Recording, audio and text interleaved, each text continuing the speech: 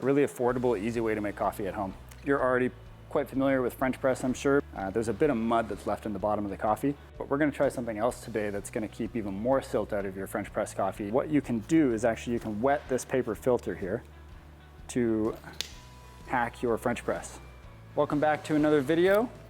We've got a brand new product just launched on the SJCB web store. We finally got a unique French press that I love. This is a new product from TIMEMORE. You're already quite familiar with French press, I'm sure, but this one's great because it actually has like a protective sheath around the glass liner. So it is glass, it's not plastic that you're brewing coffee in, which is always great. But you've got a nice silicone seal around here. So it kind of keeps a lot of the silt out, but we're gonna try something else today that's gonna keep even more silt out of your French press coffee so that you can enjoy a full-bodied cup of coffee that doesn't have any mud in the bottom of it. So we're gonna be using our SJCB butter knife espresso blend, which you can always use for any type of coffee. We call it espresso blend because that's what we use it most for, but it makes a great cup of regular coffee in a French press or any way you brew coffee. This is a nice, simple, sweet coffee that is pretty much guaranteed to work great any way you brew it. We're just gonna keep it pretty simple here today. I've got some water on the boil right now. We're gonna add essentially 14 grams per cup. So this one can do 2 cups. So what we're gonna need is about 28 grams of coffee, which if you have a scale is very simple to achieve, but if you do not have a scale, I'm just gonna show you how to do that with a plain old kitchen spoon. So a kitchen spoon will hold roughly 7 grams of coffee. Basically, to do a full pot or full French press, we're gonna need 4 of these.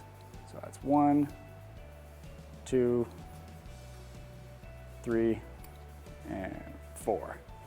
That is give or take 28 grams. And we're just basically gonna fill this up to the second line here.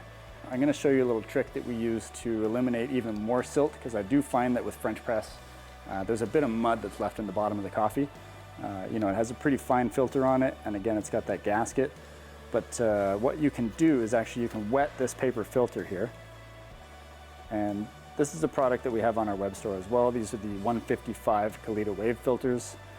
They work great for making pour over, but you can also use these filters to hack your French press. So you wrap that around there, and now I'm gonna start pouring water in. And with French press, you don't need to baby it. You can just pour the water right in. Actually, the sooner you do it, the better. It keeps a lot of that temperature at the same high point. And we're just going to insert this first. You can also see that there are 2 different exit meshes on either side. If you want a fast flow out of the French press, you can use this one. If you want a slower flow, you can use this one here. We're gonna go fast. And so when your timer for 4 minutes has completed, that's basically the minimum amount of time that you want to brew your French press for. You could go as much as 8 or 9 minutes if you like. It's just gonna be a little bit cooler by the time you get to drink it. So we're gonna save some time and go for the 4-minute brew. And something I will show you when you are brewing for French press, you want to err on the coarser side of grind. If you can see that there. But these granules are on the chunkier side, but that's where I would start with if you're trying to fine tune your French press grind, is start on the basically 3/4 of the coarsest setting of your grinder and work your way back from that. You can also just get us to grind it for you. Basically, whenever you order coffee on the website, we grind it fresh immediately before we pack it and send it out with Canada Post. Or you can get it at the store and we'll grind it fresh to order as you need it. Just let the staff work in the store know whatever grind setting you use, and we'll grind it right in front of you for you. Once that timer is finished, we're gonna plunge this down. And you can see that on the side window here as I'm plunging this down. This is plunging pretty smooth as well, which is nice. You don't want too much resistance.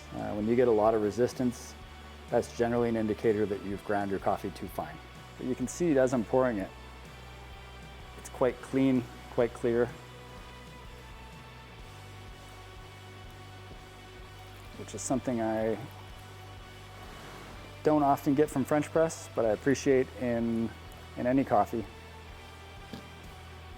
And that right there is a very easy way to make French press coffee at home.